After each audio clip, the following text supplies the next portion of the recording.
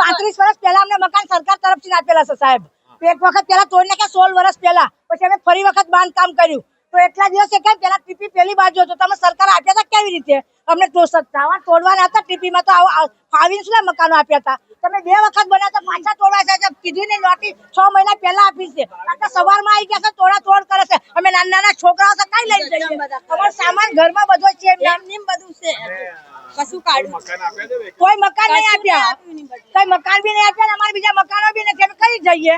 નાના છોકરાઓ લઈને કઈ જઈએ? વહુઓ છે 2-2 3-3 છોકરાઓ છે નાના, તો અમે કઈ આગળ જઈએ? તો અમે 2-3 દિવસની મુદત તો આપવી પડે ને. અત્યારે થોડું તોડાય મેશિન તો કહેવાતા આવું પણ કે ભાઈ સામાન હટાવી લેજો તમે લોકો, અમે તોડવાના છે. અમને મકાન બીજે આપી દો તો અમે બીજે જતા રહીએ. તો અમે જાતે તોડી નાખીશું. પછી મકાન નહીં આપ્યા કે અમને કીધું નહીં અને અત્યારે તોડવા આવી ગયા છે.